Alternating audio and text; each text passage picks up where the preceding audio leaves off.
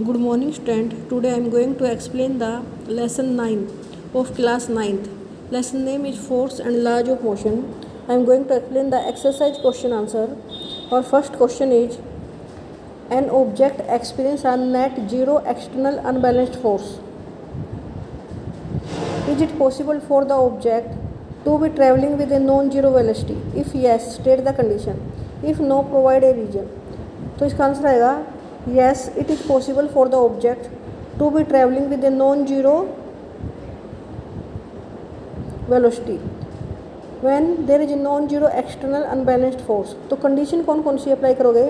when the object should already be traveling along a straight line. अगर वो object पहले से ही मूव कर रहा है स्ट्रेट लाइन में तो ऐसा पॉसिबल है कि जब उसके ऊपर एक्सटर्नल फोर्स ना लग रहा हो लेकिन वो पहले से मूव कर रहा हो. सेकेंड है when there is no change in magnitude and direction of velocity. जब किसी तरह का कोई फोर्स नहीं लगा रहे, कोई चेंज नहीं कर रहे और वो एक मैग्नीट्यूड एक पर्टिकुलर वेलोसिटी से चला जा रहा है और एक पर्टिकुलर डायरेक्शन में. when there is no opposing force. जब वहाँ पर कोई फ्रिक्शनल फोर्स नहीं है बिटवीन ऑब्जेक्ट और ग्राउंड. जो वस्तु चल रही है ना उस वस्तु के और ग्राउंड के बीच में किसी तरह का कोई फ्रिक्शनल फोर्स ना हो तो ये पॉसिबल है कि बिना एक्सटर्नल अनबैलेंस्ड फोर्स के भी वो वस्तु ट्रेवल करती रहे. इसका सेकंड क्वेश्चन इंपॉर्टेंट है. When a carpet is beaten with stick dust comes out. Explain. When a carpet is beaten with stick. जब हम किसी कारपेट को स्टिक से पीटते हैं then the dust comes out. Dust नीचे गिर जाती है. क्यों? क्योंकि carpet comes in the motion. जब हम उस पर फोर्स लगाएंगे तो कारपेट तो मोशन में आ गया लेकिन जिस स्टिक से हम उसे पीट रहे हैं कारपेट मोशन में आ जाएगा लेकिन जो डस्ट पार्टिकल है due to inertia of rest वे रेस्ट में ही रहने की कोशिश करेंगे और रेस्ट में रहने की कोशिश करेंगे तो वो डस्ट पार्टिकल नीचे गिर जाएंगे क्योंकि कारपेट पे हमने फोर्स लगाई और वो मोशन में आ गया. लेकिन डस्ट पार्टिकल पर हमने फोर्स नहीं लगाई. जिन डस्ट पार्टिकल पे फोर्स नहीं लगेगी वो रेस्ट में रहने की कोशिश करेंगे और नीचे गिर जाएंगे. Why is it advised to tie any luggage kept on the roof of a bus. जब किसी बस पर हमने सामान रखा हो तो उसे कहते हैं कि इसे बांध दो नहीं तो गिर जाएगा. रीजन क्या है? It is advised to tie any luggage kept on the roof of a bus with a rope because due to inertia when the bus start. जैसे ही बस स्टार्ट होएगी तो जब बस तो आगे की दिशा में जा रही है लेकिन हमारा जो लगेज है try to remain at rest तो रेस्ट पे ही रहने की कोशिश करेगा due to inertia of rest. क्योंकि इनर्शिया क्या है? Everybody try to remain in the position of rest और मोशन. या तो रेस्ट में रहने की कोशिश करता है, अगर मोशन में तो मोशन में रहने की कोशिश करता है जब तक कि उस पर फोर्स नहीं लगे. जब बस के साथ अगर वो बंधा होता तो साथ साथ मूव कर जाता लेकिन बस के साथ नहीं बंधा होगा तो रेस्ट में रहने की कोशिश करेगा और नीचे गिर जाएगा. And luggage can fall from the top from the roof of the bus. Similarly when the bus suddenly stop. और जब बस अचानक रुक जाएगी then luggage try to remain in the motion तो वो मोशन में रहने की कोशिश करेगा अगर बस के साथ साथ. और क्या होगा? जैसे ही बस रुकेगी वो नीचे गिर जाएगा. इसीलिए लगेज को हमेशा रूफ ऑफ बस जो बस की छत है उसके साथ बांध के रखो ताकि जब बस गति करे मोशन में हो तो वो भी साथ साथ मोशन में रहे और जब बस रुके तो वो भी रुक जाए. नहीं तो वो इनर्शिया ऑफ रेस्ट और इनर्शिया ऑफ मोशन के कारण नीचे गिर जाएगा. ए batsman hits a cricket ball. जो बैट्समैन क्रिकेट बॉल को जब यहाँ पे ये इनर्शिया वर्ड के बारे में बताना जरूर है. क्या कई बच्चे ऐसे लिख देते हैं ज़्यादा बस की वेलोसिटी से थी इसलिए गिर गया, बस ने ड्राइवर ने अचानक चला दी गिर गया. जब तक आप ये वर्ड यूज नहीं करोगे ना due to inertia of rest, due to inertia of motion तो आपके आंसर नहीं मैच करेंगे और आपको मार्क्स नहीं मिलेंगे. A batsman. नेक्स्ट क्वेश्चन देखो, question number 4. A batsman hits a cricket ball. एक बैट्समैन है वो क्रिकेट बॉल को हिट कर रहा है which then rolls on a level ground. और वो उससे लेवल ग्राउंड पे चल रही है. After covering a short distance the ball comes to the rest. The ball slow to a stop because the batsman did not hit the ball. Velocity of a is proportional to force exerted. There is a force on the ball opposing the motion. तो इसका answer क्या होगा? यहाँ पर एक हमेशा opposing force होती है. जब हम गति करने की कोशिश करते हैं तो एक फोर्स ऑलवेज क्या करती है? उसको रोकने की कोशिश करती है और वो अपोजिंग फोर्स होती है, उसे फ्रिक्शनल फोर्स कहते हैं. तो इसका आंसर सी है. 4 ऑप्शन दिए थे तो सी वाला ठीक है. There is a force on the ball opposing the motion.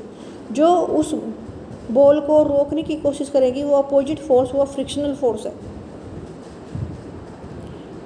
Question number 5 देखो, a truck start from rest and rolls down a hill with a constant acceleration, its travel a distance of 400 metre in 20 second, find the acceleration, find the force acting on it.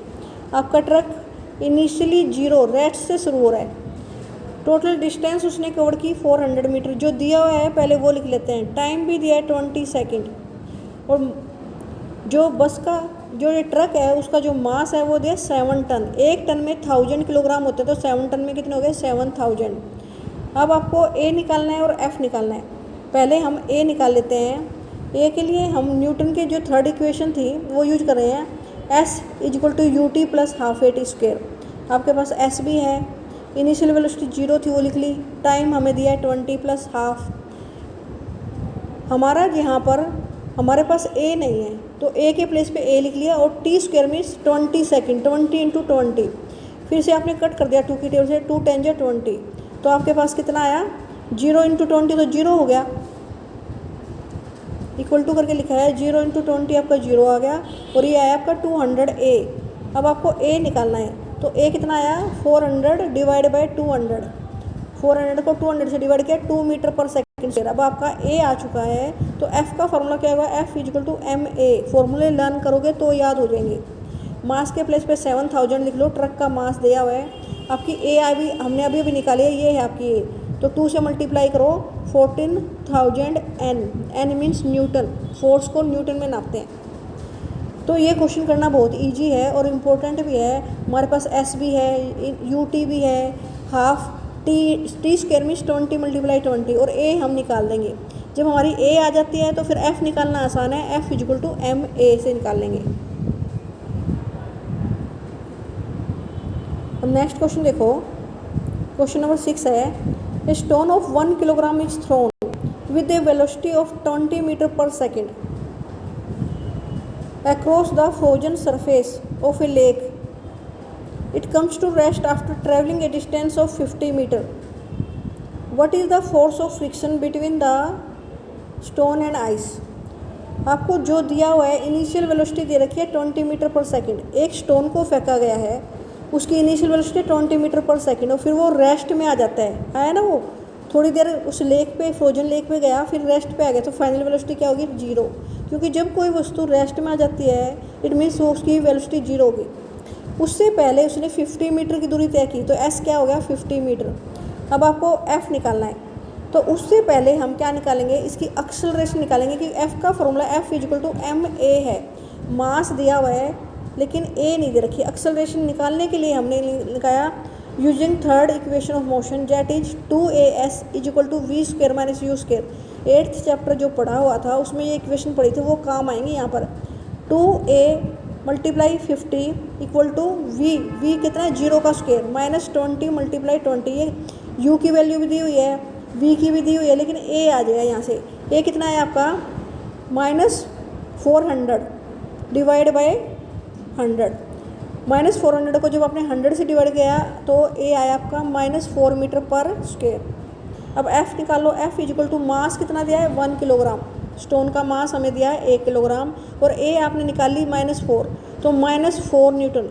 ये negative sign show that force of friction always oppose the motion. यहाँ पर force of friction लग रही है जो हमेशा motion से opposite दिशा में होगी। जब पत्थर फेंका इस दिशा में गया तो फोर्स ऑफ फ्रिक्शन इस दिशा में लगा, तभी वो पत्थर रुक गया, स्टोन कुछ दूरी चलने के बाद रुक गया। आपको मैथ की इक्वेशन सोल्व करनी आनी चाहिए, जैसे 2as is equal to we square minus you square दे रखी है। फाइनल वेलोसिटी 0 है तो 0 का स्क्वायर 0 हो गया, और u 20 इंटू 20 कितना हो गया 400। यहाँ पर आप a निकालोगे तो नीचे चला जाएगा 2s, जो s कितना दिया है 50, तो s के प्लेस पे हम 50 लिख लेंगे। 2 इंटू 50 कितना हो गया 100,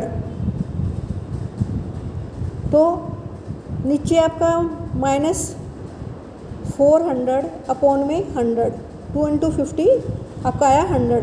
100 से जब इसे कट करोगे तो आएगा -4। इस तरह से आपकी a निकल आएगी। जब a निकला है तो f निकालना आसान है, f equal to M A होता है। और वो आया -4 न्यूटन।